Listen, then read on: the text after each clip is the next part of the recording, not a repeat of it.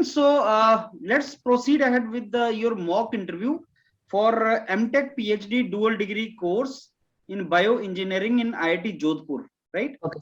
And you are from BTech from biotechnology.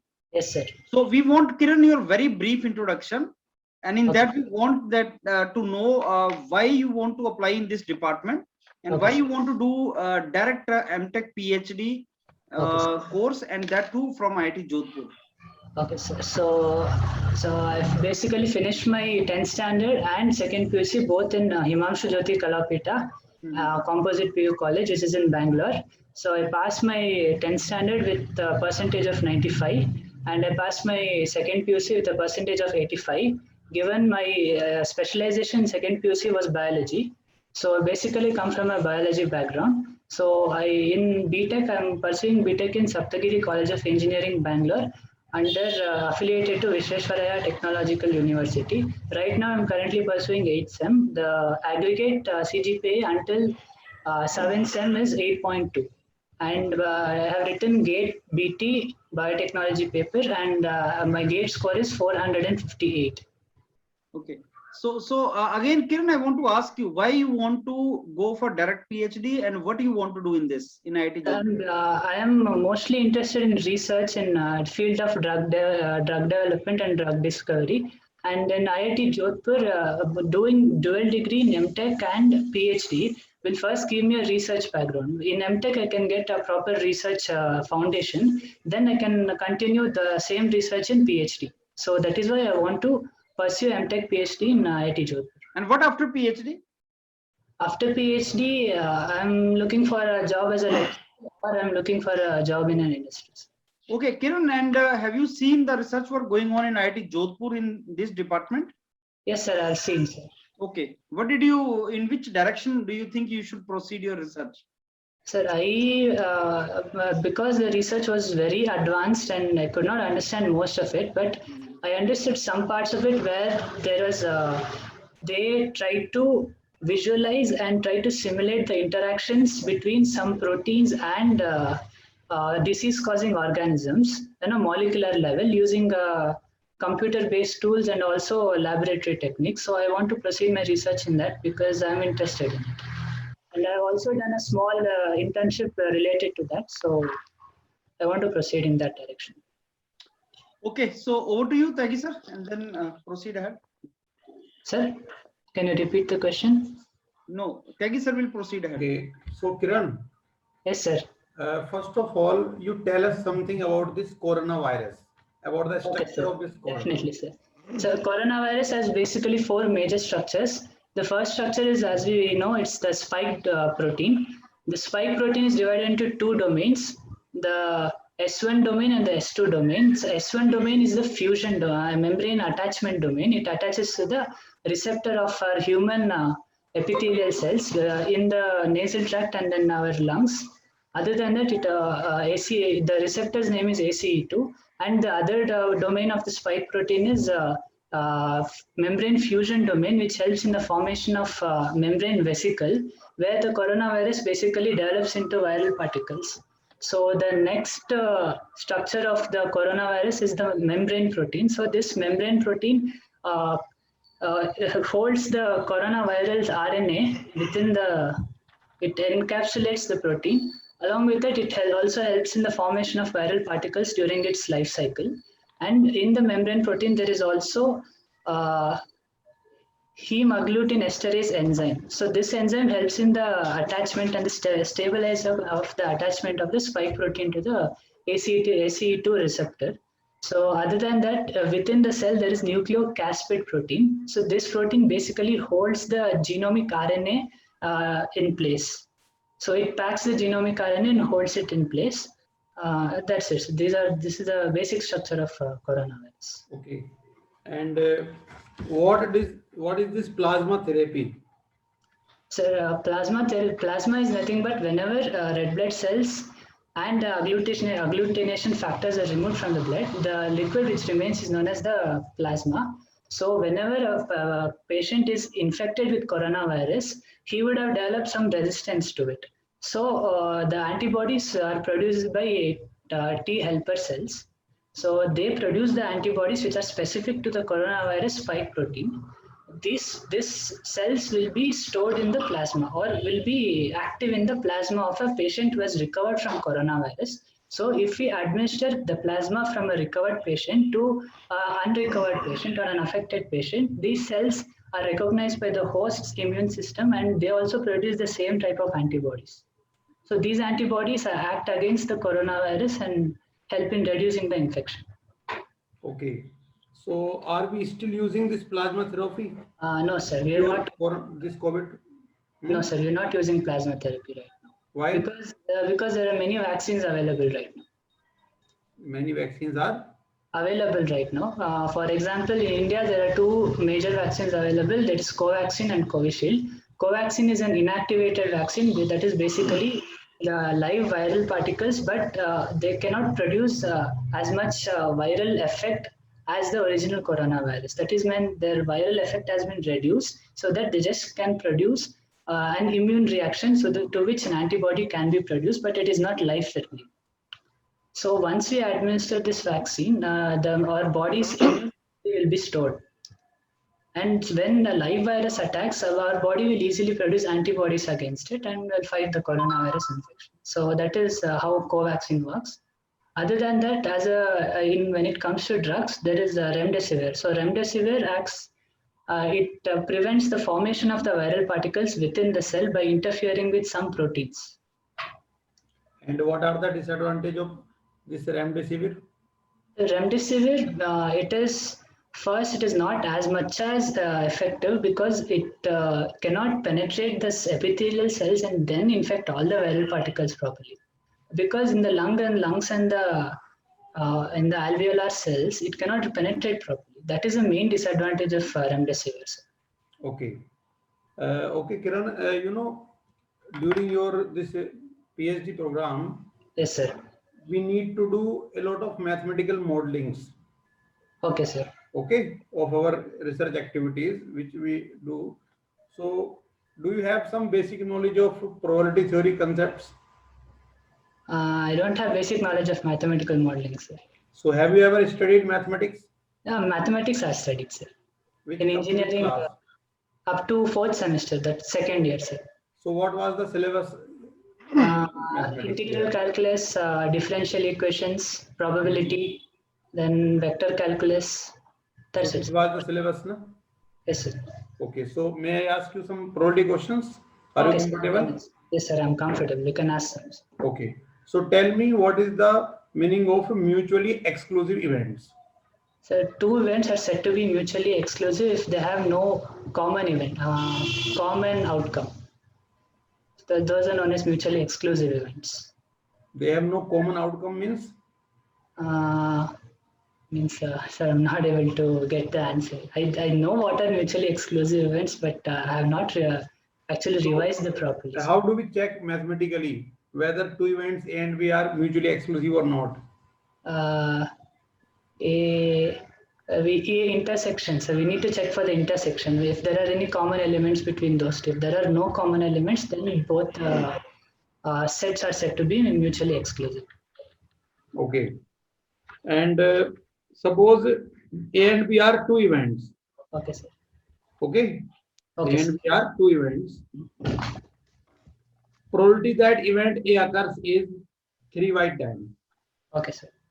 And probability that event B occurs is 2/5. Okay, sir. Okay. Okay, sir. And probability that neither A nor B occur Okay, sir. is also 2/5. Okay, sir. So what will be the probability that both A and B occur? So we need to use the formula of P of A union B is equal to P of A plus B of B. Compute the answer. Okay, sir.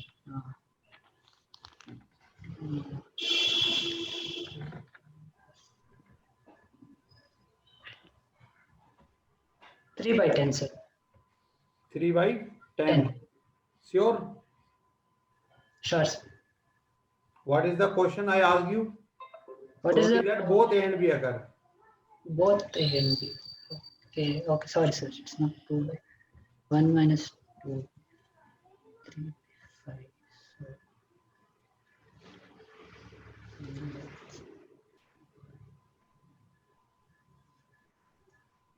1/2. 1/2. Yes. Okay. And have you studied some basic graphs? Yes, sir. I have studied from some basic graphs. That too in my second PU, sir. Because ours is a biotechnology background. We only had mathematics until third semester. Okay. Fourth semester So we had. draw fx equal to x square. Graph of fx equal to x square. One second.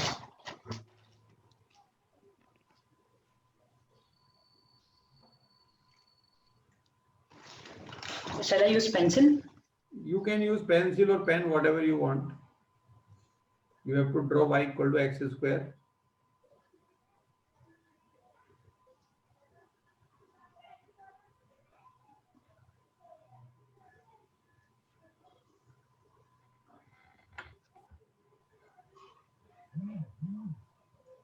Sir. So this is the graph, sir. This is the y equal to x square. Yes, sir. So you are taking x positive only. Why not taking x negative? So because it is a square, all the negative values will also have a positive value. All the negative values of y will also will have a positive value. If you put x equal to -1, what will you get? Y is equal to 1. So where is that point in this curve? Oh, sorry. Actually, this. So I got confused with e raised to x and y is equal to x square. So it should be like this.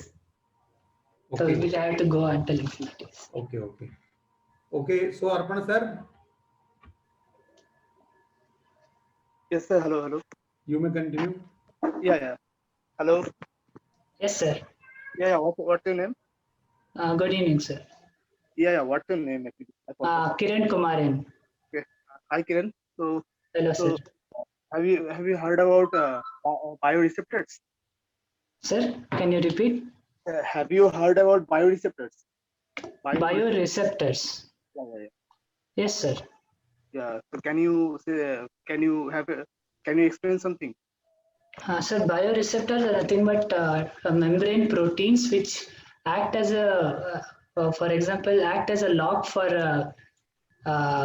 a chemical which comes and interacts with that protein and cause some structural changes, which in turn will cause some other biochemical changes within the cell. Yeah. So, receptors in the sense nothing but membrane proteins. yeah. So, what is the use of bioreceptors?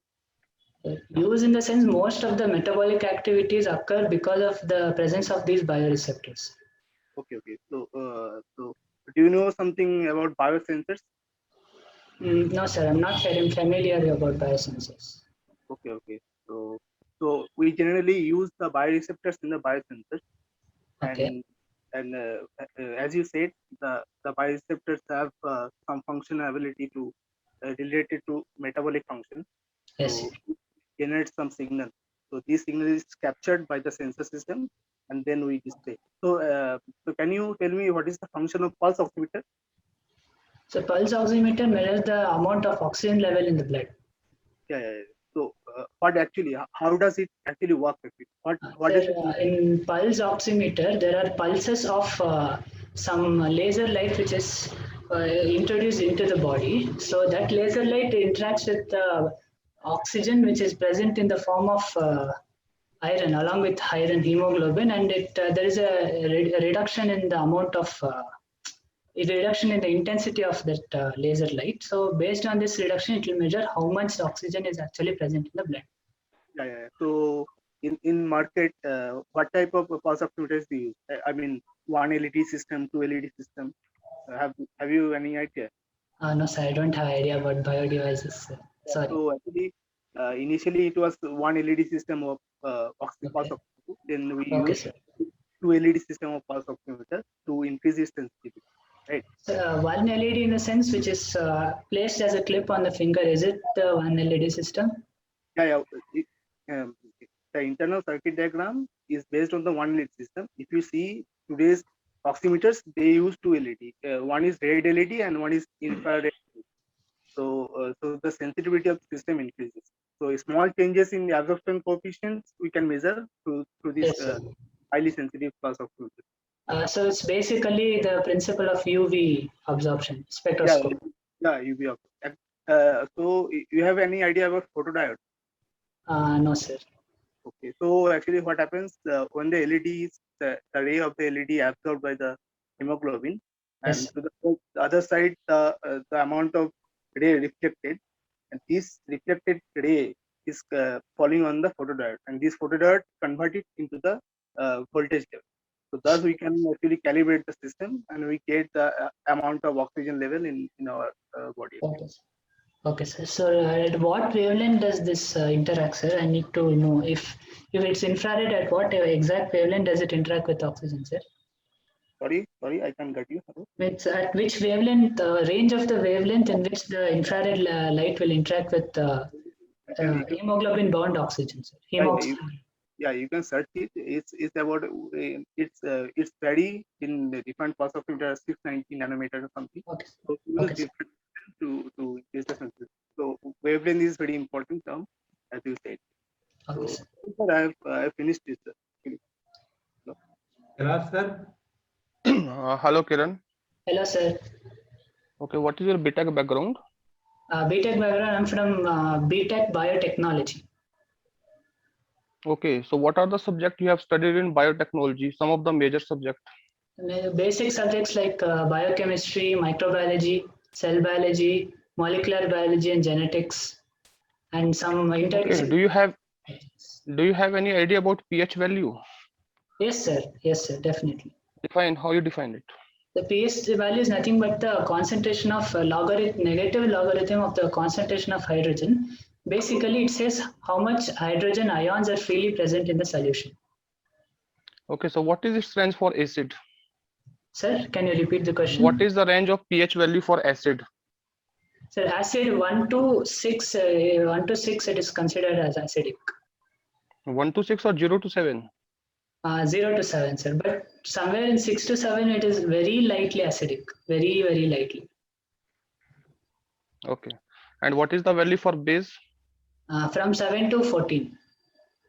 Okay, how we measure the pH value experimentally? Can you explain the process? Yes, sir. Suppose you are asked to measure the pH value, what will be the setup, and define the procedure? So we measure the pH by using pH meter. So pH meter is made up of two electrodes. The first is hydrogen electrode. This hydrogen electrode will be immersed in potassium chloride solution, and the other electrode will be silver electrode. So basic principle is that is fine, that I understand. You have two electrode and there is electrolytic solution. Then how you will read, how you will absorb, how you will conclude about the pH value? So based on Henderson-Hasselbalch equation. Okay, so do you have any idea about sensors, biomedical sensors or biosensors? No, sir, I don't have any ideas. Okay, Tyagi sir, that's it from my side. You can give feedback to him. Okay, so Kiran. Yes, sir. देखो आपने जो Covid है उससे related information काफी अच्छे तरीके से explain किया. Okay sir. ठीक है, तो आपका तरीका सही है, कॉन्फिडेंस भी ठीक है. Okay sir. उसको रिवाइज करके रखना है. ठीक है सर. ठीक है, कोरोना का पूरा स्ट्रक्चर आपको पता होना चाहिए, कौन कौन सी मेडिसिन जो है उसमें आजकल हम ट्राई कर रहे हैं, कर चुके हैं, उनकी क्या ड्रॉबैक रही, कौन सी रिजेक्ट हो गई, कौन सी एक्सेप्ट कर ली WHO ने, या हमारी जो इंडियन एसोसिएशन गवर्नमेंट है. ठीक है ना, ये बेसिक क्वेश्चन बन सकता है. और RNA के ऊपर, DNA के ऊपर आपको सारी चीजें अच्छे तरीके से रेडी रखनी है, उनका स्ट्रक्चर, टाइप्स. ठीक है, ठीक है सर. और साथ में आपने मैथमेटिक्स सिलेबस में रहा है आपके, तो PhD में जो है मैथमेटिक्स एक फेवरेट टॉपिक होता है हमेशा. तो प्रोबेबिलिटी से क्वेश्चन बन सकता है. ठीक है ना, कोई कंपलसरी नहीं है, बट कई बार बन जाता है. अगर तुमने आंसर कर दिया तो वो बहुत ज्यादा पॉजिटिव रहेगा तुम्हारे लिए.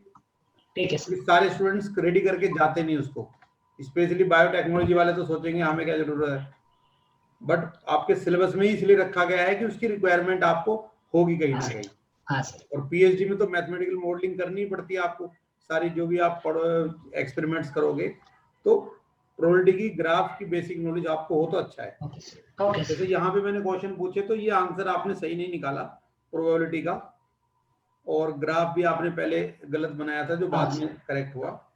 ठीक है, तो प्रोबेबिलिटी के फॉर्मूले रिवाइज कर लो एक बार, बेसिक से कंसेप्ट कि म्यूचुअली एक्सक्लूसिव एंड्स हैं जैसे. So two events are said to be mutually exclusive if they cannot occur together. Okay. And how do we check mathematically? We calculate PA intersection B. If yes. PA intersection B is coming to be 0, then A and B are mutually exclusive events. If PA intersection B is not equal to 0, then A and B are not mutually exclusive events. ऐसे dependent independent events, ठीक है, Bayes theorem, और कोई easy सा question पूछेंगे, बहुत tough नहीं पूछेंगे तुमसे, ठीक है सर, बट अगर वो इजी आंसर कर दिया तो पॉजिटिव रहेगा तुम्हारे लिए बहुत ज्यादा। ठीक है सर, ठीक है, आई रिवाइज। हाँ, रिवाइज कर। Arpan ji, Arpan sir, hello hello, feedback provide कर दीजिए बच्चे को। It's okay sir, yes he told the right answer only, but I asked him the very general question like the pulse oximeter, so yes, he told the answer rightly, so it's okay. Okay. Kailash sir. हाँ किरण। Yes sir. You got call from which institute?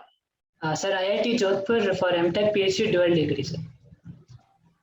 Okay, see, you told in the introduction that whatever research area is going there, that was very difficult for me to understand, right? Yes, but this thing you need to do, you need to configure, definitely you have studied many subjects during your graduate courses, right? Yes, so sir. there are only 3 to 4 subjects which are very important from the interview point of view. So Yes, you don't need to go into depth whatever is going there. You just need to relate whatever task is going there, whatever projects are going there, and which subject of your BTech are relevant to that only. Fine. So focus more on those subjects, right? You can't prepare the entire subject. Okay. So this much work you need to do and you have to do it. Okay. Okay, sir. Okay, that's all, Tyagi sir, from my side. Okay, Kiran, let me tell you, if you're going for Mtech+PhD course, it is very important that you should see the work going on in the department. So go to the department of biomedical in IIT Jodhpur and see what research these people are doing. Yes, sir, there is no biomedical related research in IIT Jodhpur, sir. It's just biotechnology, biochemistry, and bioremediation, sir.